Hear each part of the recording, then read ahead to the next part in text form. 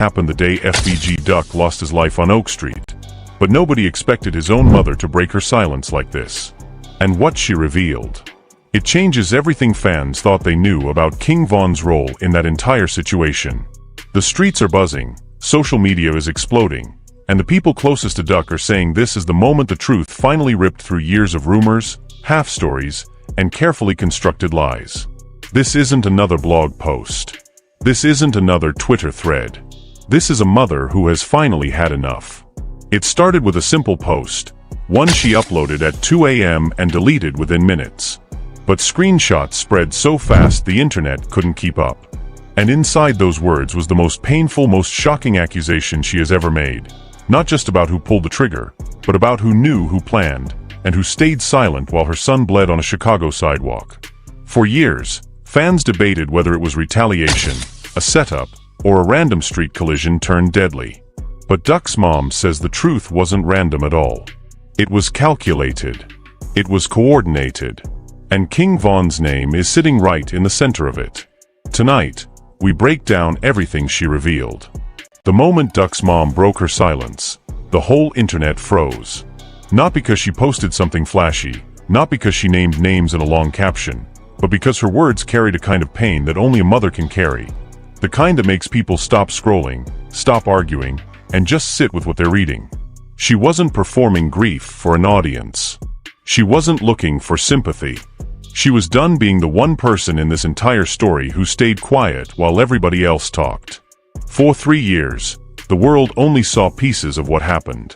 Surveillance footage, court transcripts, bloggers running hot takes within hours of the shooting, rappers dropping records and subliminals, fans building entire theories on 4 seconds of shaky cell phone video. Everybody had a version of the story, everybody except the one woman who had the most right to tell it. Duck's mother watched all of it from a distance, in silence, and people assumed that silence meant she was broken. It didn't. It meant she was paying attention. She didn't stay quiet out of fear. She didn't stay quiet because someone told her to. According to people extremely close to her, she made a deliberate decision in the weeks after Duck's death. She would not speak until she had enough truth to speak without being dismissed, without being called emotional, without being waved off as a grieving mother who didn't understand the streets. She wanted facts. She wanted names. She wanted a timeline that matched what actually happened, not what the internet decided happened. That process took 3 years. And last week, it finally came to an end. A family friend revealed that Duck's mom had been receiving messages for months. Screenshots, voice notes, private DMs from people claiming to know details that never made it into any news article or courtroom. Most she ignored. Some she saved in a folder she never showed anyone. But one message, one specific detail that arrived on a Tuesday night, made her put her phone face down on the table, walk to her bedroom, close the door, and cry for 20 minutes straight. She didn't come out angry. She came out with a decision. And everyone who was in that house that night said you could see it on her face the moment she walked back into the room. She sat down in her living room, hands folded in her lap, and whispered, "So this is what they've been hiding all this time." Those words sent a chill through everyone present. Because it wasn't confusion in her voice. It wasn't shock. It was the quiet, settled tone of a woman who had suspected something for years, held that suspicion in her chest every single day, and just received the confirmation she always feared was eventually coming. The grief was still there. But now the grief had a shape. Now it had a direction. Before she posted a single word publicly, she made 3 phone calls.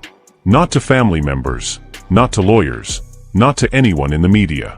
She called 3 people who had direct, first-hand knowledge of the events surrounding August 4th, 2020. She didn't ask for opinions. She didn't ask for comfort. She asked specific questions, and she waited for specific answers. She was verifying, making absolutely sure that what she had been told wasn't another rumor, wasn't someone trying to manipulate a grieving mother for attention or clout or their own personal agenda. 2 of those 3 people were evasive. They talked around the questions, gave her generalities, tried to redirect the conversation toward healing and letting it rest. She listened politely and then ended both calls without saying much. But the third person, the third call, was different. That person didn't evade. That person answered every question she asked, calmly and directly, and when she was done asking, they said something that made her go silent for almost a full minute. "I should have told you this a long time ago. I'm sorry I didn't." When she hung up that phone, she stood up, walked to her window, and stared outside without saying a word for a long time. Then she picked her phone back up and started typing. The post she uploaded, and deleted within minutes, wasn't long. It wasn't a rant, it wasn't a list of accusations, it wasn't an emotion written, it was controlled, measured, and that made it hit harder than anything loud or dramatic ever could have. People who saw it before it disappeared say it read something close to this. "People keep acting like they know what happened to my son. But the story y'all been told is missing something important. And King Von's people know exactly what I'm talking about." Those two sentences detonated across Twitter, Reddit, TikTok, and YouTube within the hour. Fans lost their minds trying to decode it. What was missing from the story? What specifically did Von's people know? Was she implying the shooting wasn't random? Was she saying there was prior knowledge? Was she pointing at a setup? The speculation ran in every direction simultaneously. But what most people watching from the outside didn't understand was that she wasn't speaking carelessly or emotionally in that moment. Every single word she chose was deliberate, each one placed specifically to mean something to a specific person, someone who had been sitting comfortably for 3 years believing she would never find out what they knew. And the reason she finally had something to say wasn't just because new information found its way to her. It was because of one specific person who reached out from a number she didn't recognize on a Wednesday afternoon. This person had been carrying something for years, guilt that had been building quietly in the background of their life while the rest of the world moved on. They said they couldn't sleep anymore. They said that what people believed about that day online was not what actually happened, and that staying silent was starting to feel like participating in the lie. They reached out crying, not upset crying, but the kind of deep, exhausted crying that comes from holding something too heavy for too long. Their message said, "Ma'am, your son didn't walk into that randomly. Somebody made sure he would be there." Duck's mom read that sentence 3 times before she responded. Her hands were reportedly shaking by the time she typed back. She asked one question and one question only before anything else. Who? And what this person told her in the next several messages completely dismantled the version of events that had been accepted as the truth for 3 years. It didn't just add a detail to the existing story. It restructured the entire thing from the foundation up. And once she read it, there was no going back to not knowing. According to sources close to her, this person explained that what happened on Oak Street was not 2 crews randomly crossing paths on a busy Chicago afternoon. There was communication beforehand, real specific communication, about where Duck would be and when he would be there. There was someone feeding that information to the other side. Someone who knew Duck's movements, knew his plans for that day, and made sure that knowledge reached the right people well before he ever pulled up to that block. The shooting wasn't spontaneous. It was met. And the person who made that meeting possible was never charged, never investigated, never even mentioned publicly. Duck's mom sat with that information for a long time before she said anything out loud. She reportedly asked the person one more question. "Why are you telling me this now, after all this time?" And their answer was simple and devastating. "Because I was scared then. And now I'm more scared of what it means that I stayed quiet." That response told her everything she needed to know about the weight of what she had just been handed. This wasn't gossip. This wasn't someone looking for attention. This was a confession from someone who understood exactly what they had been complicit in by choosing silence, and who had finally decided they couldn't carry that anymore. She didn't react with rage. She didn't pick up the phone and start making threats. She didn't post immediately. She sat in her house that evening and she thought. She thought about Duck when he was young, before the music, before the fame, before any of this. She thought about phone calls and birthdays and the specific way he laughed at something she found genuinely funny. And then she thought about that afternoon, that sidewalk, that surveillance footage she had forced herself to watch once and never watched again. And she thought about the fact that somewhere out there, people who played a role in creating that moment were living their lives completely unbothered, because they had made the calculation that she would never know enough to be a problem. That calculation, she had just decided, was wrong. And by the time the sun went down that evening, the woman who had spent 3 years being the quietest person in this entire story had made up her mind to become the loudest. Not out of revenge. Not out of anger. But because her son's name had been attached to an incomplete story for long enough, and the people responsible for keeping it incomplete had been protected by her silence for long enough. That was over now.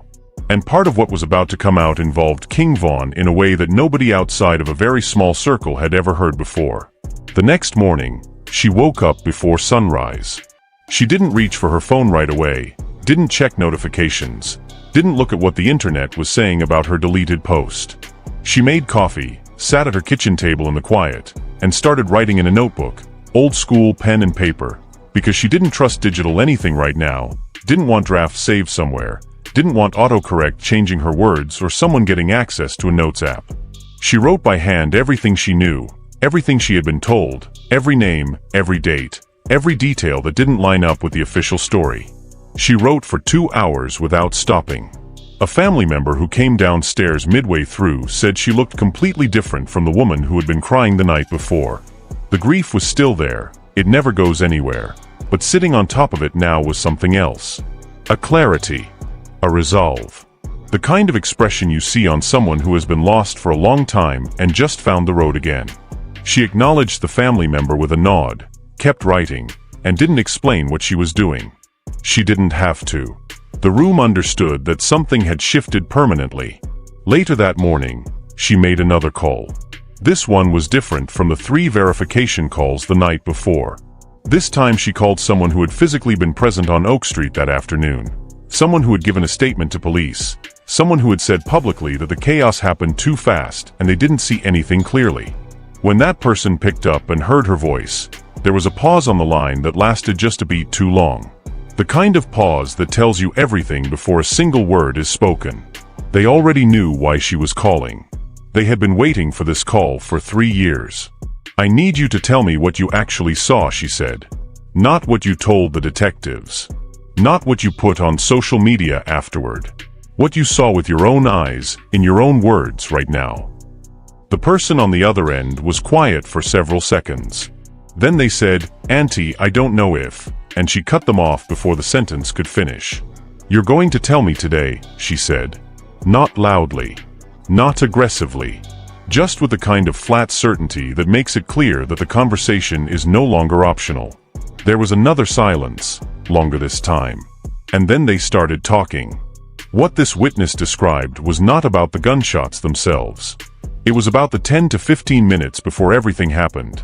A window of time that no blog, no documentary, no court testimony had ever examined in any real detail. They told her about a black SUV that came down the street, slowed down, then kept moving, circled the block and came back a second time before it finally stopped. They described the way the men who stepped out moved, unhurried, deliberate, scanning the environment with a calm of people who had already decided what was going to happen and were simply executing a plan they had rehearsed. They told her about a phone call. One of the men received a call on his cell phone seconds before stepping out of that vehicle, nodded once at whoever was in the driver's seat, and then moved forward. That detail, the phone call, the nod, the timing, meant something specific. It meant someone on the other end of that call was coordinating the moment in real time. Someone who wasn't standing on that street. Someone who was somewhere else entirely, somewhere with distance and deniability, giving a signal that said, "Now." And Duck's mom, sitting at her kitchen table with a pen in her hand, wrote that detail down and signed it twice. The witness also told her about a figure she had never heard mentioned before, standing at the far end of the block, away from immediate action, everything, and then turned and walked in the opposite direction before the siren started. Not running. Walking. Calmly, deliberately, like they had only come to observe. This person was never caught in surveillance footage that circulated online. They were on a different camera angle. One the public never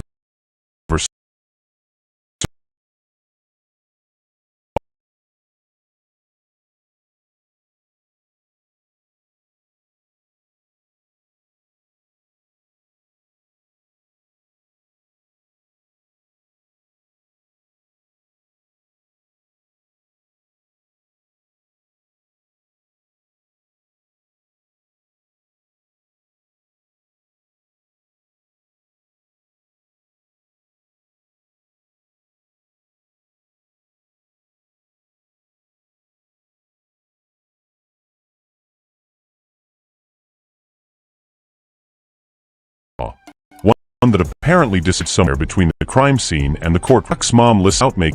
When the witness talking, she thought back in those moments. She still her eye writing. She was a different something to discern away. It was a semi-P line. A media with mode countly present-hand knowledge and for various they act and the telling had the content not even but knowledge advanced and made a choice after connected inside the music industry. Not a rapper, not a manager, but someone who moved in and out of both camps professionally and had maintained careful public neutrality since the day of the shooting. This person had never spoken to her directly before. They reached out through a mutual contact and asked if she was willing to hear something that had been weighing on them. She said yes. They got on a call within the hour. What this person told her was not about logistics. It was about the social atmosphere in the weeks leading up to August 4th. They described conversations, at shows, in recording studios, in group chats, in the kind of informal settings where people say things they would never say on the record, where Duck's name had been coming up repeatedly. Not in the context of music. Not in the context of beef that was being publicly acknowledged. In a more specific, more personal, more targeted context. People were talking about Duck in ways that went beyond rap rivalry. And those conversations, this person told her, were happening in spaces where King Von was present and participating. She asked the question directly, "Are you saying Von knew something was being planned?" The person on the other end paused. Then said, "I'm saying the conversations I heard weren't the conversations of people who expected things to stay peaceful. And Von wasn't sitting outside of those conversations. He was in them." That was the line that hit her the hardest. Not an accusation of direct involvement. Something in some ways more painful than that. The picture of a situation where the people around her son were already being discussed as targets, where the temperature was already being turned up deliberately, and where someone who later became one of the most celebrated names in drill music was present in the rooms where that was happening. She ended the call, put her phone face down, and sat quietly for a long time. Then she said something that the family member in the room has repeated to several people since. "My son didn't know he was walking into something that was already decided." Not a question. A statement. Said with the flat, exhausted certainty of someone who has just watched a story they already knew the ending of finally reveal its beginning. And the beginning was uglier, and more deliberate, and involved more names than the ending ever suggested. By early evening, word had started spreading through certain circles that Duck's mom was talking to people, asking questions, putting things together. The phones of people connected to that world started lighting up. Texts were sent. Calls were made. Someone apparently tried to reach the first witness she had spoken to that morning. The person who described the SUV, the phone call, the figure at the end of the block, and that person stopped responding to messages shortly after. Whether that was coincidence or something else, Duck's mom noted it. She wrote it down. It went into the notebook with everything else. Because she understood something that the people scrambling on the other end of those calls apparently didn't. She wasn't doing this impulsively. She wasn't acting on emotion. She had spent 3 years building the patience and the discipline for exactly this moment. The moment when enough pieces were finally in her hands to put the picture together. And now that she had them, she wasn't going to rush. She was going to be thorough. She was going to be careful. And when she finally spoke publicly, really spoke fully and completely, there would be nothing left to dismiss, nothing left to spin, nothing left to bury. Part of that picture was already drawn. And the part with King Von's name on it was about to become impossible to ignore. That evening, someone showed up at her door unannounced. Not a stranger, someone she had known for years, someone connected to Duck's world, someone who had been at the funeral and had checked in on her periodically in the months afterward. When she opened the door, she didn't say anything. She just looked at them. They stepped inside, head low, and said, "I heard you've been asking questions." She closed the door behind them, walked back to her kitchen table, sat down, and said, "Then you already know why you're here." What this person told her over the next hour was not entirely new. Some of it confirmed things she had already been told, filled in gaps she had already suspected. But one detail was new. One specific piece of information that this person had held onto for 3 years because they were afraid of what sharing it would mean for their own safety, their own relationships, their own position in the circles they moved in. They shared it now because they had seen her post, seen it deleted, watched the internet react, and understood that the process she had started was not going to stop. Better to tell her themselves than to have her find out another way. The detail involved a conversation that happened approximately 2 weeks before August 4th. A conversation where Duck's location patterns were discussed, where he spent time, what routes he used, what blocks he was comfortable on. A conversation where that information was shared deliberately with people who had no innocent reason to want it. And a conversation where King Von was not just present as a passive listener, but had contributed specific information. Information about Duck that he would have only known through their overlapping circles and mutual connections in the Chicago scene. Duck's mom listened to every word. When the person finished, the room was completely silent. Then she asked, "Did anyone tell Duck? Did anyone warn him?" The person shook their head slowly. "People were scared," they said. "And some people thought it wouldn't actually go that far." She nodded once, slowly, and then said something that has stayed with the people who heard it ever since. So everyone knew except the one person whose life was in danger. She didn't raise her voice. She didn't slam her hand on the table. She just said it like a fact that she was settling into, the way you settle into news that is devastating but no longer surprising. After the person left, she went back to her notebook. She was not writing in bullet points or fragments anymore. She was writing in full paragraphs, the way someone writes when they are preparing to speak publicly, when they are shaping raw information into something that can be understood by people who weren't there and don't know the context. She was building her statement. Not a social media post. Not a quick video. A full, detailed, documented account of what she now knew, who was involved in what capacity, and how each piece connected to the next. She wrote until nearly midnight. Meanwhile, in the hours since her deleted post, its landscape had become completely chaotic. King Von's name was attached to every trending hashtag related to the story. His fans were defensive and loud, flooding comment sections with arguments about his legacy, his innocence, his death, the unfairness of blaming someone who couldn't defend himself. Duck's fans were equally loud in the other direction, saying this was the conflict they had always believed was coming, that the timeline had always pointed in this direction, that the truth had always been an open secret to people paying attention. Neither side had the actual information. Both sides were arguing loudly and passionately about a story whose most important chapter hadn't even been told yet. Duck's mom was aware of all of it and engaging with none of it. She had specifically asked the people around her not to respond to anything online, not to share the post, add commentary. She wanted the conversation to stay at exactly the temperature it was at, simmering, widespread, impossible to ignore, until she was ready to turn the heat all the way up herself. People in her circle described it as the most disciplined they had ever seen her. The grief that usually lived on the surface of everything she did in public had gone somewhere internal. What was visible now was focus. The following morning brought one more unexpected development. A message came to her from someone she had never communicated with directly before, someone from King Von's side of this story. Not a close friend, not a family member, but someone who existed in that orbit and had access to information from that perspective. The message was not an attack, and it was not a defense. It was an acknowledgement. It said, "Ma'am, I know what you've been finding out. And I want you to know that not everyone over here is comfortable with how this story has been told either." She read it twice. Then she set her phone down and didn't respond immediately. She thought about that message for several hours.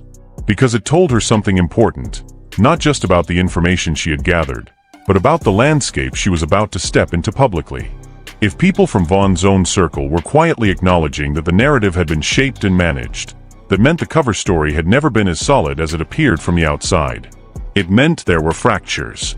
It meant that when she spoke, she would not be speaking alone against a unified front. She would be speaking into a space where the truth was already an open secret among the people who actually knew, and had simply never been given oxygen in public because nobody with standing had been willing to light the match. She was willing. That afternoon, she sat with her closest friend, someone who had known her since before Duck was born, someone who had been beside her through every stage of this nightmare, and she read parts of what she had written aloud. Not all of it. Enough. When she finished, her friend sat quietly for a moment and then said, "Are you sure you're ready for what happens after you say this?" Duck's mom looked up from the notebook and said, "I've been ready for 3 years. I just didn't have everything I needed." Her friend nodded. "Then it's time," she said.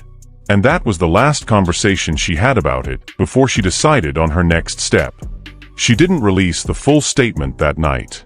She made a strategic decision, one that surprised the people who expected an emotional, immediate explosion. Instead, she posted a single quiet line that she did not delete. It stayed up. It was visible to everyone. And it said more in its restraint than any long post could have said in its length. "I know everything now. And the truth involves more than one name. No hashtags. No tagging. No explanation. Just that, and then silence." Within 4 hours it had been screenshotted and shared hundreds of thousands of times across every platform. Within 6 hours, it was the most discussed sentence in the drill community online. The reason it landed so hard was not what it said. It was what it implied. More than one name meant the conversation was bigger than any single person. It meant the narrative that had been constructed around a single shooter, a single moment of street violence, a single decision made in a split second on a Chicago sidewalk. That narrative was incomplete by design, not by accident. Someone had built that incomplete version of the story deliberately. Someone had made sure the frame stayed small so the larger picture stayed hidden. And the woman who had spent 3 years in the background, grieving quietly and watching carefully, had now stepped forward to say, "I see the larger picture. And I'm going to show it to everyone." People who tried to reach her that night found her phone going to voicemail. People who came to her house were not let in. She had gone quiet again, but this time the silence was completely different from the silence of the past 3 years. This was not the silence of someone overwhelmed by grief, managing their pain day by day, waiting for some version of peace to find them. This was the silence of someone who was ready. Someone who had done the work, gathered the evidence, built the case, and was now simply choosing the right moment to deliver it. And everyone who knew her, on every side of this story, understood that the moment was coming soon. Because this was never really about the internet, or the streams, or the legacy debates between fan bases on social media. This was about a woman who watched her son get buried and then spent 3 years being fed an incomplete story by people who were protecting themselves. This was about the specific, unbearable cruelty of grieving someone while simultaneously being denied the truth about what actually happened to them. She had lived inside that cruelty for 3 years. She was done living inside it. And when she finally spoke, fully, completely, with everything she had gathered in that notebook, and in those phone calls, and in those quiet nights of putting the pieces together, the story that had been told about FBG Duck was never going to be the same again. Not the version on the blogs. Not the version from the trial. And especially not the version that had, until now, kept King Von's name safely on the outside of a circle it had always been inside. For 3 years, the world has argued, theorized, and fought online about what really happened the day FBG Duck lost his life on Oak Street. But nobody expected his own mother to break her silence like this. And what she revealed. It changes everything fans thought they knew about King Von's role in that entire situation. The streets are buzzing, social media is exploding, and the people closest to Duck are saying this is the moment the truth finally ripped through years of rumors, half-stories, and carefully constructed lies. This isn't another blog post. This isn't another Twitter thread. This is a mother who has finally had enough. It started with a simple post, one she uploaded at 2 a.m. and deleted within minutes. But screenshots spread so fast the internet couldn't keep up. And inside those words was the most painful, most shocking accusation she has ever made. Not just about who pulled the trigger, but about who knew, who planned, and who stayed silent while her son bled on a Chicago sidewalk. For years, fans debated whether it was retaliation, a setup, or a random street collision turned deadly. But Duck's mom says the truth wasn't random at all. It was calculated. It was coordinated. And King Von's name is sitting right in the center of it. Tonight, we break down everything she revealed. The moment Duck's mom broke her silence, the whole internet froze. Not because she posted something flashy, not because she named names in a long caption, but because her words carried a kind of pain that only a mother can carry. The kind that makes people stop scrolling, stop arguing, and just sit with what they're reading. She wasn't performing grief for an audience. She wasn't looking for sympathy. She was done being the one person in this entire story who stayed quiet while everybody else talked. For 3 years, the world only saw pieces of what happened. Surveillance footage, court transcripts, bloggers running hot takes within hours of the shooting, rappers dropping records and subliminals, fans building entire theories on 4 seconds of shaky cell phone video. Everybody had a version of the story, everybody except the one woman who had the most right to tell it. Duck's mother watched all of it from a distance, in silence, and people assumed that silence meant she was broken. It didn't. It meant she was paying attention. She didn't stay quiet out of fear. She didn't stay quiet because someone told her to. According to people extremely close to her, she made a deliberate decision in the weeks after Duck's death. She would not speak until she had enough truth to speak without being dismissed, without being called emotional, without being waved off as a grieving mother who didn't understand the streets. She wanted facts. She wanted names. She wanted a timeline that matched what actually happened, not what the internet decided happened. That process took 3 years. And last week, it finally came to an end. A family friend revealed that Duck's mom had been receiving messages for months. Screenshots, voice notes, private DMs from people claiming to know details that never made it into any news article or courtroom.